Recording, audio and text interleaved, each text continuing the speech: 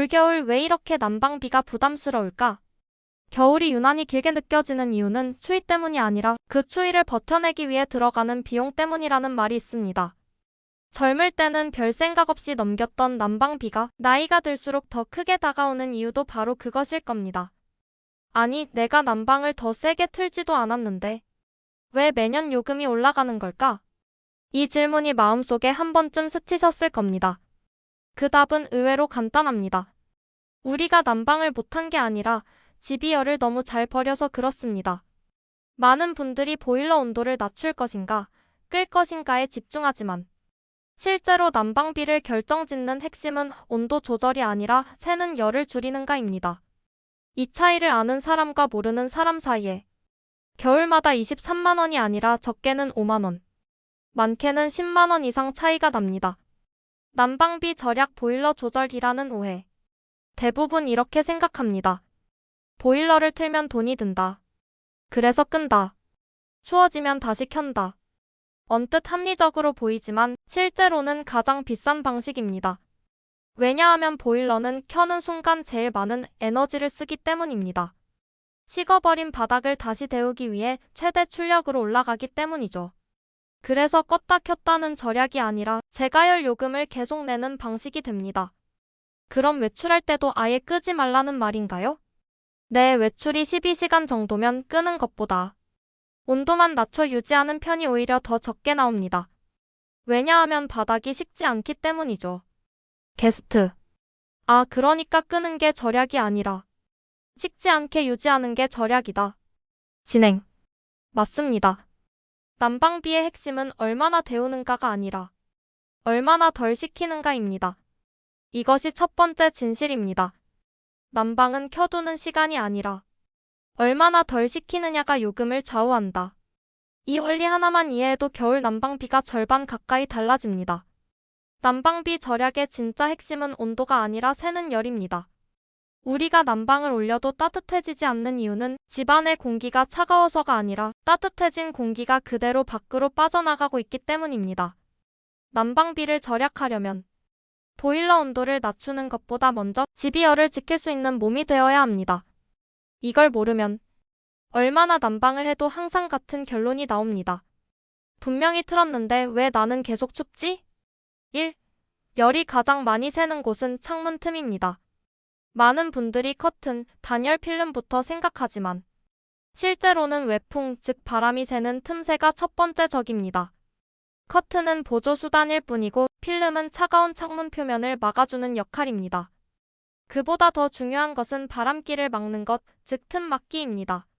창문 테두리 고무 패킹이 닳았는가? 창틀과 벽 사이가 벌어졌는가? 바람이 손등에 느껴지는가? 이 세 가지가 가장 중요합니다. 2. 아파트, 빌라, 단독주택, 단열 방법이 다릅니다. 모두 똑같이 창문만 막는다고 해결되지 않습니다. 집 구조에 따라 열이 가장 많이 빠져나가는 지점이 다르기 때문입니다. 아파트. 가장 큰 누수 지점 창문, 발코니, 슬라이딩 틈. 해결 우선순위 틈막이, 커튼, 창문 필름. 작은 보안만 해도 체감 효과 큼.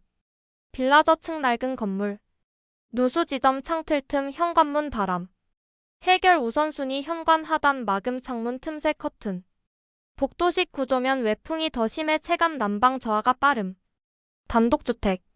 누수 지점 바닥 벽체까지 포함. 해결 우선순위 창문 틈새 문풍지 바닥 쪽 냉기 차단. 집 자체가 외기에 바로 닿아 있어 열 손실 크기 매우 큼. 3. 난방비가 줄어드는 순서. 사람들은 난방비 절약을 어떻게 데울까로 생각하지만 사실 정답은 완전히 반대입니다. 어떻게 덜 식게 할까? 이것이 절약입니다. 따뜻함을 추가하는 것이 아니라 빠져나가지 않게 보존하는 것, 이것이 훨씬 큰 효과를 냅니다. 그럼 온도를 올리는 것보다 먼저 빠져나가는 길을 막는 게 우선이라는 말씀이죠? 그렇습니다. 온도를 올리는 건 나중 문제고 열을 지키는 게 첫 번째 기본입니다. 안에서 데워둔 공기가 밖으로 나가지 않으면 보일러가 쉴 시간이 생기고 그만큼 비용이 줄어듭니다. 2단계까지만 해도 평균적으로 1525% 난방비가 내려갑니다. 아무것도 어렵지 않고 이미 가지고 있는 물건들로도 절반 이상 해결이 가능합니다. PART3에서는 왜 끄지 않는 것이 더 절약인가 재가열 비용의 원리, 그리고 실제 수치 감각까지 쉽게 풀어드립니다. 끄는 것보다 유지가 절약인 이유. 난방비가 올라가는 가장 큰 이유는 보일러가 동작하는 시간이 아니라 보일러가 최대 출력으로 재가열할 때 발생하는 비용 때문입니다. 한번 식어버린 바닥을 다시 데우는 과정은 처음부터 새로 난방을 시작하는 것과 같습니다. 이때 보일러는 평소보다 훨씬 높은 에너지로 가동됩니다. 그리고 바로 이 구간에서 대부분의 난방비가 빠르게 소비됩니다. 많은 사람들이 꺼두면 아낀다고 생각하지만 실제로는 식혀두면 더 비싸진다는 것이 진실입니다. 난방의 핵심 원리. 난방은 시간 온도가 아니라 재가열 횟수 손실된 열입니다. 즉, 많이 틀어서 비용이 올라가는 게 아니라 많이 식어서 다시 데우는 과정 때문에 비용이 올라갑니다. 이 원리를 이해하면 결정이 명확해집니다. 완전히 끄면 식는다. 식으면 재가열. 재가열이 가장 비싸다. 그래서 외출이 짧을수록 완전히 끄는 것보다 낮은 온도로 유지가 더 절약입니다. 어느 정도 시간이 기준일까? 일반적인 가정이라면 12시간 외출 끄지 말고 낮춰서 유지. 3시간 이상 외출 난방 끄기 가능. 밤새 부재 완전 종료. 짧은 외출에는 ONOFF 절약이 아니라 식지 않게 보존하는 유지 절약이 더 효율적입니다. 난방비가 줄어드는 실제 원리. 보일러가 쉬는 시간이 늘어나야 요금이 줄어듭니다. 그런데 새는 곳을 막지 않으면 보일러가 계속 다시 켜집니다. 그 상태에서 껐다 켜기까지 반복하면 난방 비용은 더 오릅니다. 따라서 보온 유지 최소 출력. 이 세 가지가 가장 합리적인 절약 순서가 됩니다. 난방보다 더 비싼 건 온수입니다. 대부분 난방비가 많이 나온다고 생각하면 가장 먼저 보일러 온도부터 낮추려 합니다. 그런데 많은 분들이 모르는 사실이 하나 있습니다. 집에서 난방보다 더 비싸게 먹는 것은 온수입니다.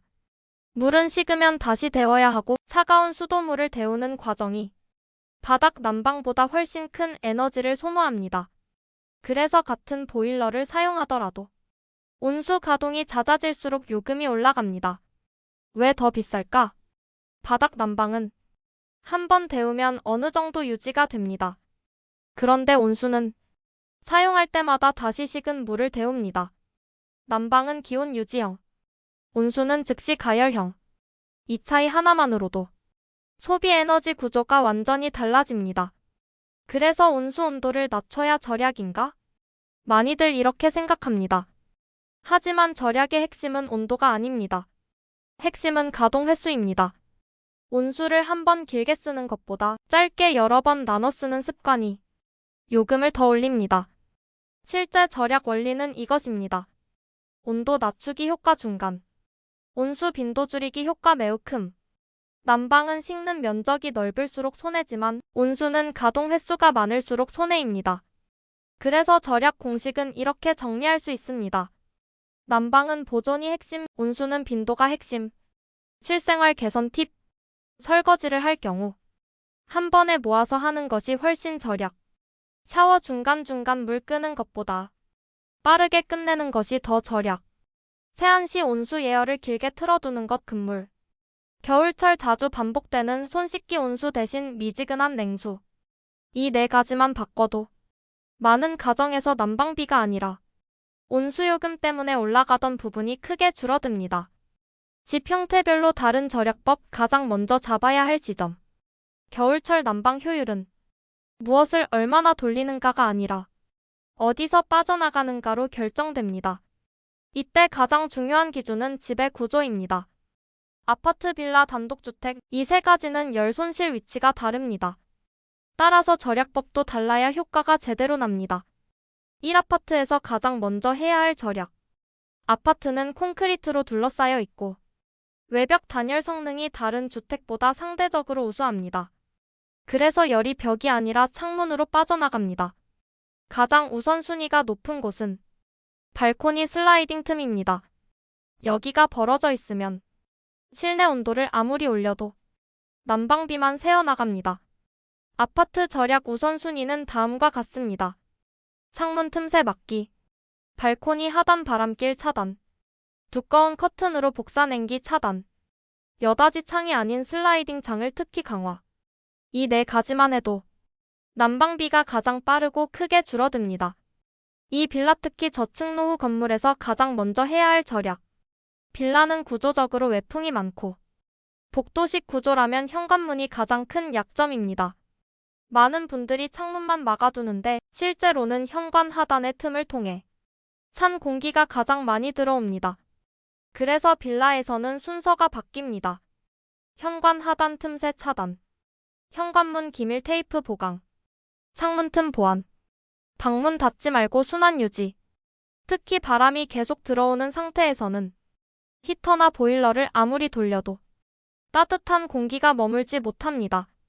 먼저 외풍을 끊는 것이 핵심입니다. 3. 단독주택에서 반드시 먼저 해야 할 절약. 단독주택은 벽체가 바로 외기와 맞닿아 있습니다. 집 전체가 바깥 공기와 직접 닿아 있으므로 열 손실이 훨씬 큽니다. 그래서 단열이 창문만으로는 부족합니다. 단독주택의 절약 우선순위는 다음과 같습니다. 창문과 문틈 전부 차단, 바닥면 냉기 차단 러그 매트 코르크, 벽면 접촉 가구 이동, 난방 유지 시간을 길게 가져가기. 단독주택에서는 바닥과 벽 모두에서 냉기가 올라옵니다. 특히 바닥이 차가운 상태로 오래 지속되면 몸이 쉽게 식고 난방 효율도 떨어집니다.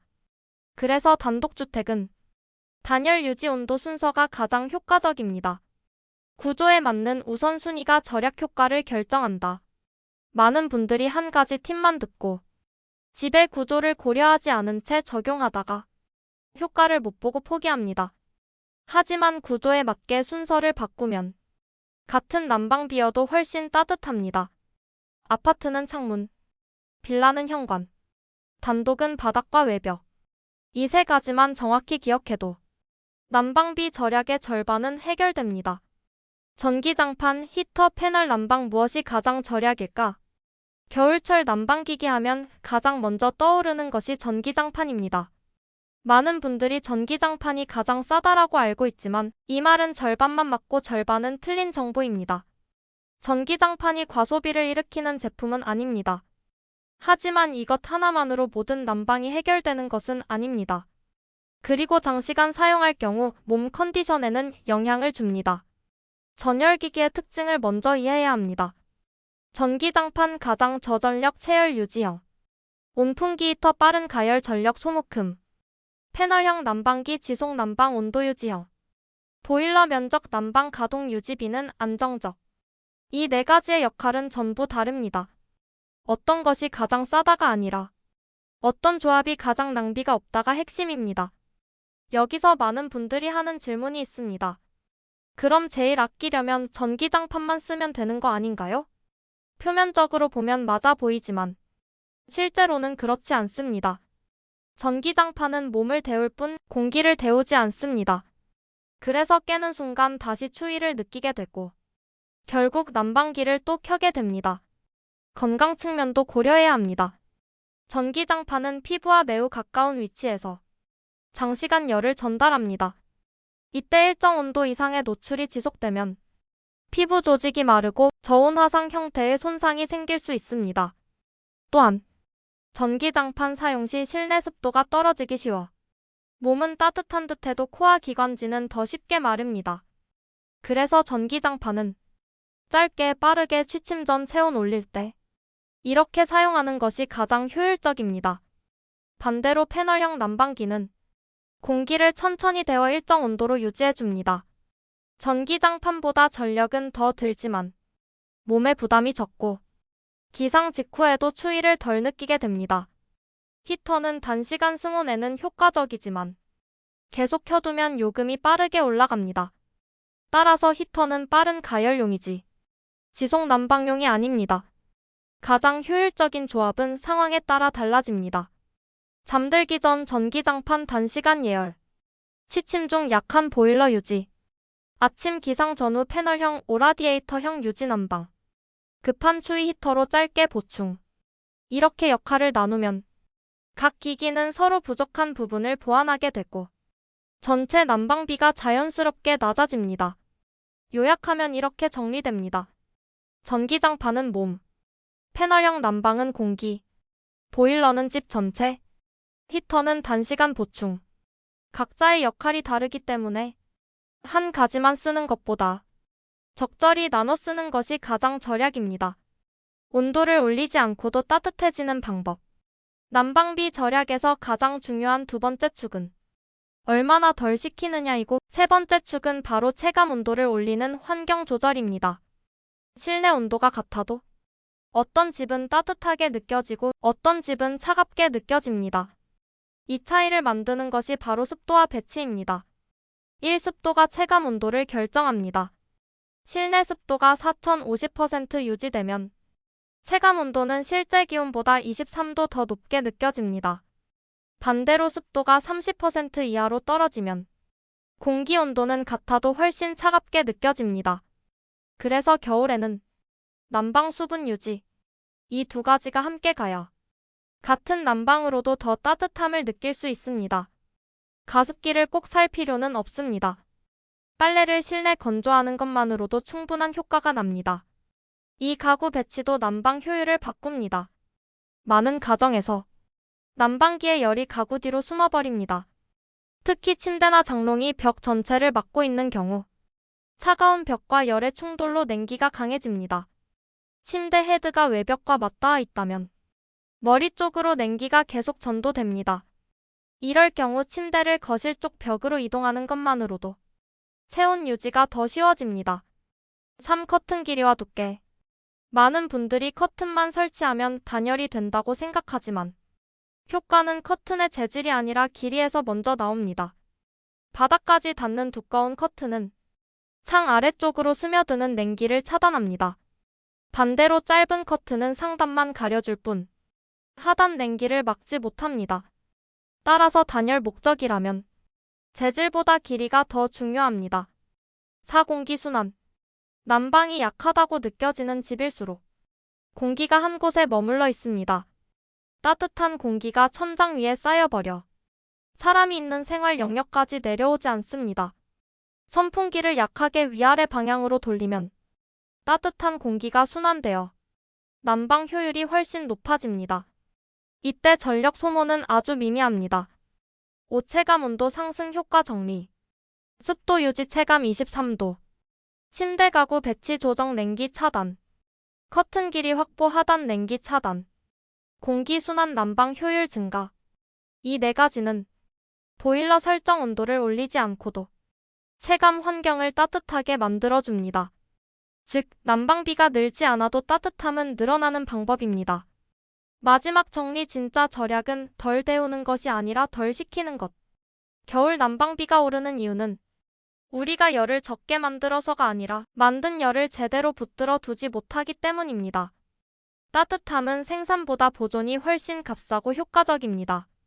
지금까지 핵심을 한 줄씩로 다시 정리하면 난방비는 시간을 줄인다고 줄어드는 것이 아니라 재가열 횟수를 줄여야 줄어든다. 난방은 끄는 것이 절약이 아니라 식지 않게 유지하는 것이 절약이다. 온수는 온도보다 사용 빈도가 요금을 좌우한다.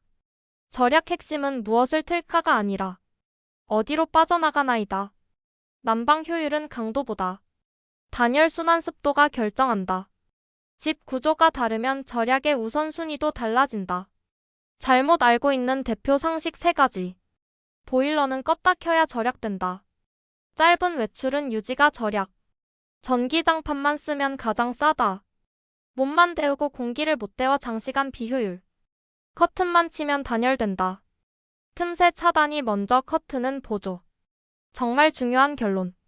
따뜻하게 지내는 법은 난방기를 더 세게 돌리는 것이 아니라 열이 도망가지 못하게 길을 막는 것입니다.